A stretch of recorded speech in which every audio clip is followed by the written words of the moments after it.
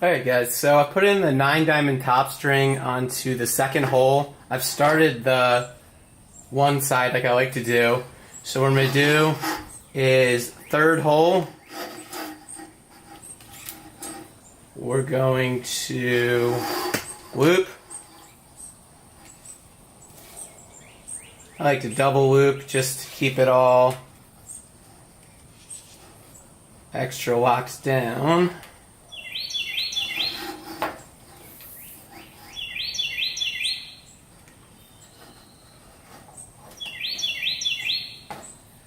Alrighty. Make sure it's nice and tight. Film this. Alright. Now we're going to skip this hole, go to the following hole with a knotted SI, so down through the mesh, through the outside, make our knot.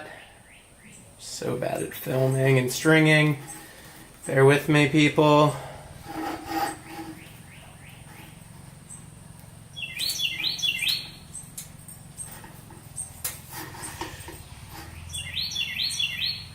Back up through. I want to make sure that my mesh lays a certain way. I like to make this full, touching the outside. Alrighty. Boom. Now we're going to skip another hole and do another knotted SI. Same way.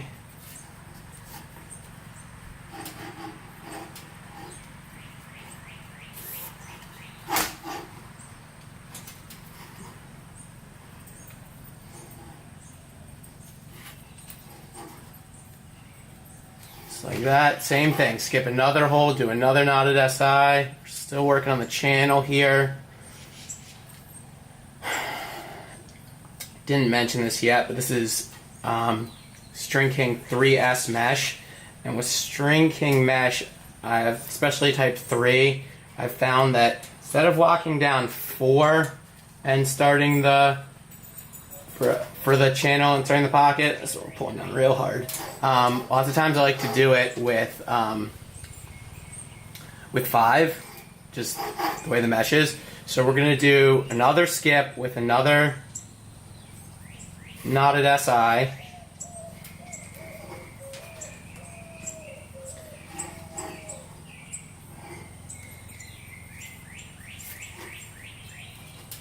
But on this one, we're going to do the consecutive SI, so consecutive knotted SI. So pulling it down there, and then right into the next, down the next mesh hole, but in the same sidewall hole.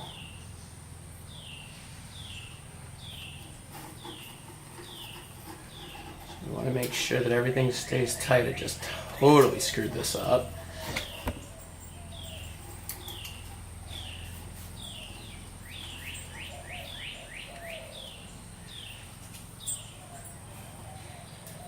That angle. Okay. Get really tight. Back up. I just want to spin my mesh a little if I can. So it'll look like that. Right there. Same one. Let me just double check my pattern here real quick.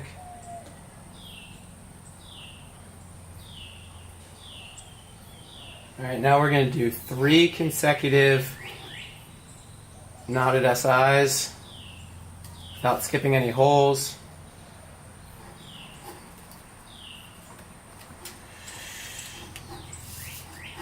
I'm probably going to go back off camera and redo this just because it's not coming out perfect the way I have to sit to film.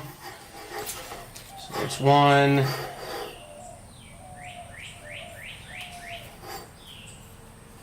There's 2.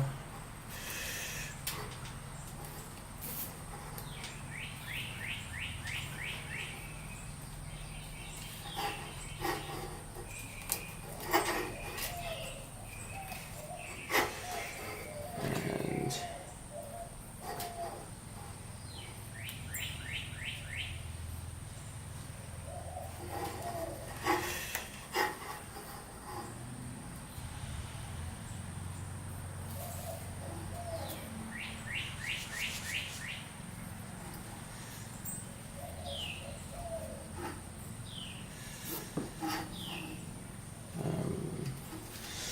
I'm looking at the pattern, I'm not paying attention here. Bear with me. Ugh. Make sure everything's sitting right.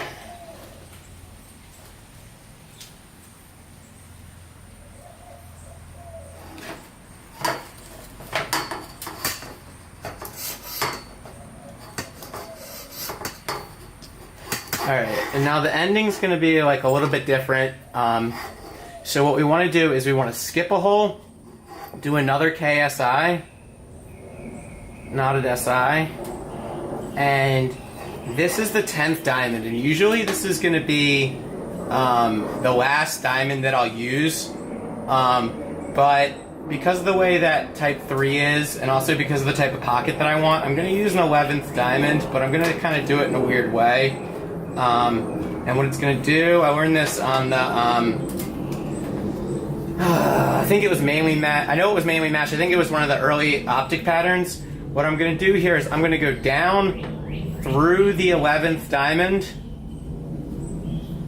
but not into the sidewall hole. I'm going to go through the middle bottom hole. And what that's going to do is it's going to have that 11th diamond of mesh kind of just, how do I say it? I don't know, have like a little bit more contact with the ball when it's sitting low. It's just going to help with one-handed cradling. This is a pretty low pocket that I'm putting in. So this is what it should look like. I'm going to go back and clean it up a little bit, but again, it's skip, 9 diamond, top string loop, skip, KSI, skip, KSI, skip, KSI, skip, consecutive KSIs, KSI, KSI, KSI, skip, KSI, skip, down through the 11th into the bottom hole. And that's the sidewall. And give me one sec, finish the other side, and we'll do the bottom string. Alright, so you can see that I pounded it in. It's loosened up the channel a little. It's got me an idea of where the depth is going to be. And right now, it's a pretty big bag. So what I'm going to do is I'm going to start on the last sidewall hole. I'm going to go in. Then I'm going to go from the outside through the... this is why you should use a tipped bottom string.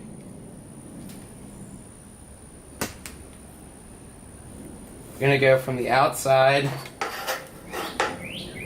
like that. And we're going to go up the... not the one that we finished on, but the one over, so what I'd call the second diamond. Go up through there, and we're going to find that on the other side. Right there, we're going to come down. What we want to do is we want this to be really... I'm going to redo this. See how I went around the string here? I just think that's a bad idea. I'm going to redo it. I'm going to go under this string. That seems like a much better idea. So maybe it wouldn't matter. I just don't, I don't know. I don't want to put any tension on that string that is the whole sidewall. Maybe I'll speed this up. That'd be nice. All right. So again, up through that 8, or that's the second, then we're going to go over to the 8th, and go down, and then we want to make sure that we do everything the same way, so we're going to go under this, and I want this to be really, really tight, because I've used 11 diamonds, and I don't want it to become illegal. So I'm going to go ahead and make that really tight. I'm going to go up through the outer sidewall, and then I'm trying so you can see here, and I can see through this bottom sidewall hole again. Look like that. Push it down. You can see a nice low sitting pocket. Looks like it's illegal now. So, fuck.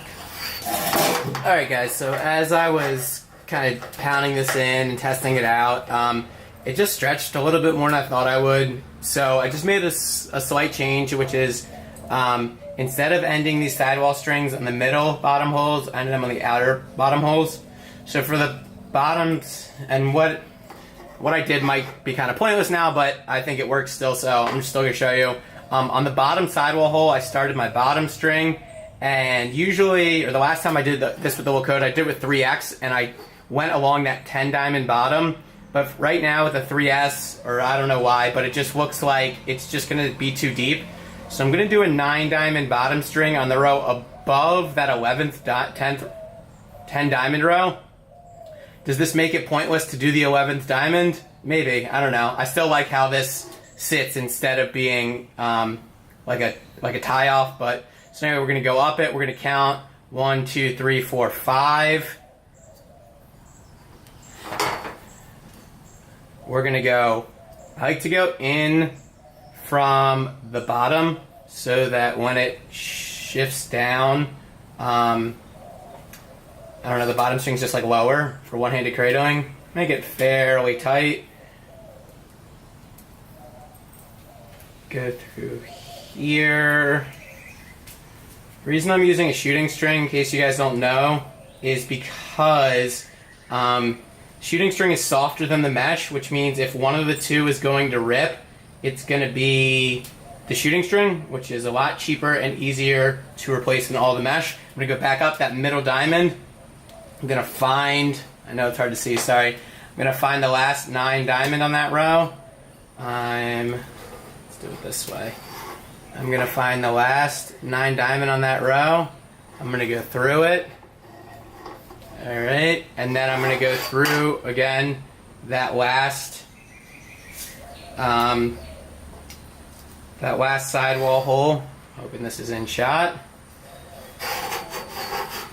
Looks like a little shallow now, but that's not bad. The player who uses it doesn't need the deepest pocket, and also in case it stretches a little. So I'm going to go ahead and tie the knot, and then I'm going to, there's a little bit too much on this side and not enough on this side, so I'm just going to even out the bottom string a little if I can.